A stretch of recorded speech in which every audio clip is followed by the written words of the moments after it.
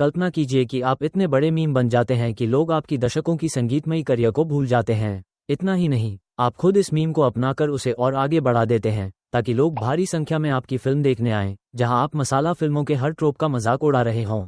हिमेश रेशमिया, मेरे दोस्त, आप एक जीनियस हैं।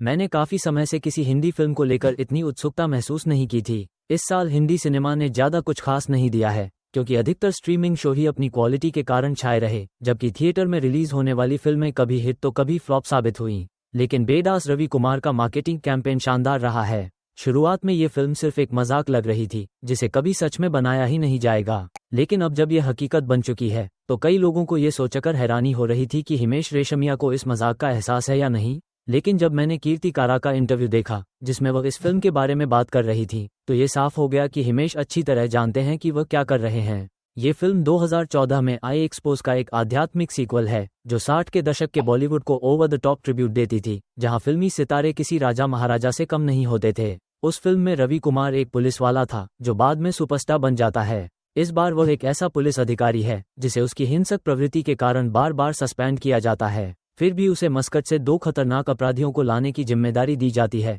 जिनके पास भारत के लिए खतरा बनने वाली कोई चीज हो सकती है। जैसे जैसे वह केस की गहराई में जाता है, उसे कई नए लोग मिलते हैं, पुरानी प्रेमिकाएं, दुश्मन, डबल एजेंट्स और बहुत कुछ। फिल्म में कीर्ति कारा, सिमोना जे, सनी लियोनी, मनीष वाधवा, राजेश शर्मा और कई अन्य सितारे शामिल हैं। और अंत में प्रूवा, जो इस फिल्म का असली विलेन है। फिल्म में कमियां कुछ भी नहीं, क्योंकि इस फिल्म में गलती निकालने वाले लोग सिनेमा की सच्ची कला को समझ ही नहीं सकते। अगर एमिलिया पेरेज ऑस्कर के लिए नॉमिनेट हो सकती है, तो फिर बेदास रवि कुमार क्यों नहीं? अगर स्कॉर्सेसी ने कहा था कि मार्वल की फिल्में थीम पार्क जैसी होती हैं, तो ये फिल्म एक अलग ही स्तर पर है। इसे देखने के बाद हर कोई रवि कुमार का आइकॉनिक पोज मारते हुए बोलेगा, ये सच्चा सिनेमा है, बिल्कुल मजाक कर रहा हूँ। हालांकि फिल्म खुद को एक आत्म जागरूक पैरोडी के रूप में प्रस्तुत करती है, लेकिन इसमें 2 ऐसी चीजें हैं जो सच में अजीब लगती हैं। पहली बात, कीर्ति कारा का किरदार। वह इस फिल्म में एक ऐसी महिला का रोल निभा रही हैं, जो रवि कुमार के प्रति जुनूनी है और अपनी बहन से जलती है, क्योंकि रवि उसे पसंद करता है। इस किरदार को 70-80 के दशक की वैम्प के तौर पर दिखाया गया है, जो अपनी सुंदरता का फायदा उठाकर पुरुषों को बहकाती है। लेकिन जिस तरह से कैमरा उनके शरीर पर जरूरत से ज्यादा फोकस करता है, वो फिल्म को एक बी ग्रेड सॉफ्ट फिल्म जैसा बना देता है। दूसरी बात, मुस्तफा अंसारी का किरदार। वो फिल्म में माधला, सिमोना जे को घूरते रहते हैं, जैसे उन्होंने सदियों से कुछ देखा ही नहीं हो। यह अजीब और अनावश्यक लगता है।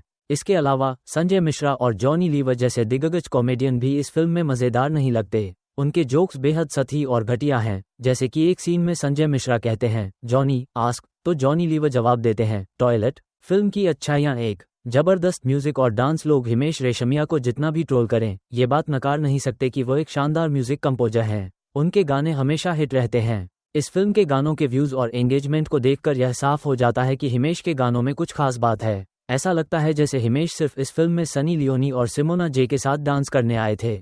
उन्होंने अपने पुराने गानों की याद दिलाने के लिए नए गाने बनाए हैं, जैसे हुक सटेप हुक्का बार का नया वर्जन है। इसी तरह तंदूरी डेज, तंदूरी नाइट्स का मजाक उड़ाता है। फिल्म में एक गाना आता है जिसमें हिमेश और सनी लियोनी डांस कर रहे होते हैं, और यह सीन इतने लंबे समय तक चलता है कि ऐसा लगता है जैसे कोई आईफा अवार्ड्स परफॉर्मेंस देख रहे हों।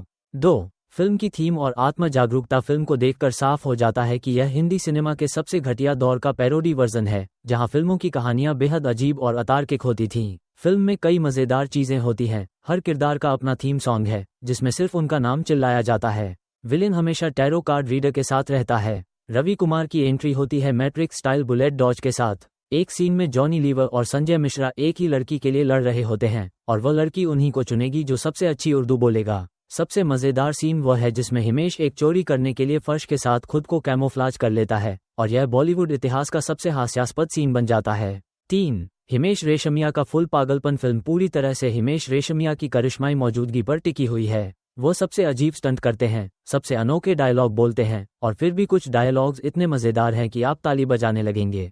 भारत पाकिस्तान ट्रैश टॉक वाले सीन में तो लोग सच में तालियां बजाने लगते हैं। हिमेश की अदाकारी, उनकी पागलपंती और अजीब डायलॉग डिलीवरी ही इस फिल्म की जान है।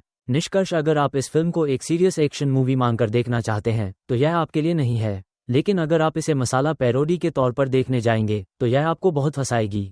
और हाँ, फिल्म के मिड क्रेडिट सीन में इसका सीक्वल अनाउंस कर दिया गया है। तो आप सब लोग तैयार हो जाए, क्योंकि फंटाबुलस, लेट्स रॉक।